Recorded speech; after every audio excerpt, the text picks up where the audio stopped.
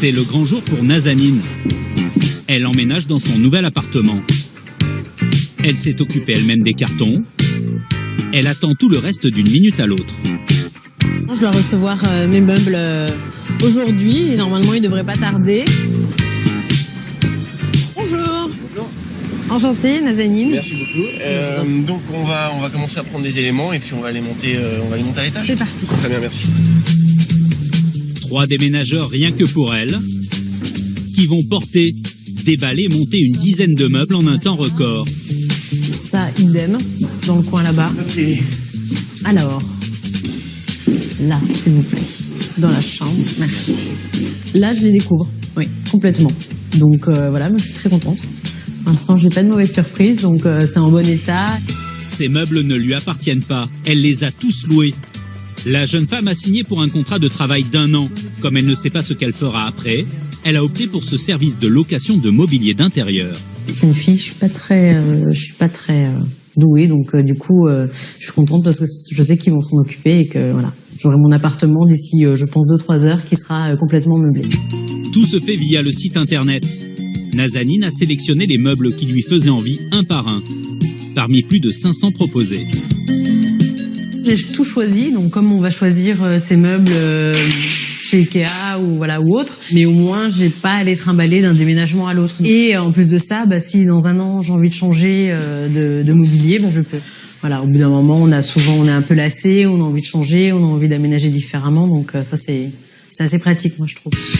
Derrière ce concept, Guillaume, un tout jeune entrepreneur qui a flairé la bonne idée, juste après un voyage à l'étranger. Où j'ai pu me rendre dans des pays anglo-saxons notamment, et où j'ai découvert le concept de location de meubles, qui est plutôt très pratique aux États-Unis en fait. C'est un concept qui existe depuis une 40aine d'années, et les gens louent plutôt qu'acheter. Nazanin aurait pu choisir de vivre dans un meublé, mais financièrement c'est beaucoup moins intéressant. Rendez-vous compte, 30 € pour la table et les chaises, 50 € le canapé et son fauteuil. Ça va lui revenir à 180 € par mois pour tout l'ensemble. C'est pas rien, mais alors c'est moins coûteux que de prendre un appartement déjà meublé. Entre les appartements qui se disent meublés et les vrais meublés, il y a aussi une différence. Et le prix est beaucoup plus élevé. Donc moi, j'étais gagnante de louer les meubles. Je m'y retrouve parce que je paye, on va dire, en moyenne 300 à 400 € moins cher que si j'avais loué un appartement meublé. C'est une autre manière de consommer. Une façon de répondre à cette génération qui veut tout de suite. Et on ne trouve pas que les meubles à louer.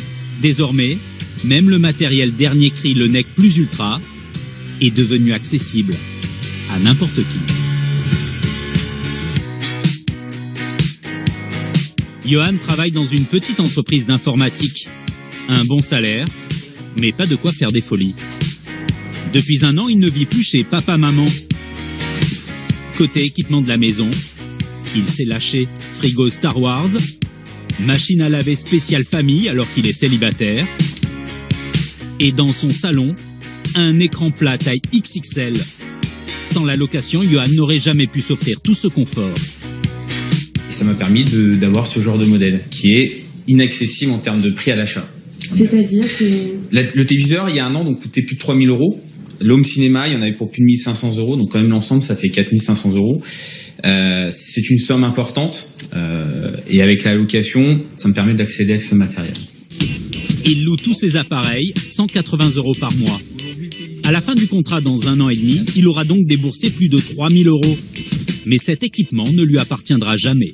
On n'est pas propriétaire, mais pour ce genre de matériel, il n'y a pas vraiment d'utilité à en être propriétaire. Parce que la technologie avance tellement, ça change tout le temps, qu'au final, acheter, on devient quoi qu'il arrive beaucoup plus perdant si on veut les mêmes qualités de service, avec le taux d'usure ou autre, que si on le loue. Johan n'est pas un cas à part. Un marché est peu à peu en train de se mettre en place. Et aujourd'hui, ils sont très nombreux à faire le pari de la location.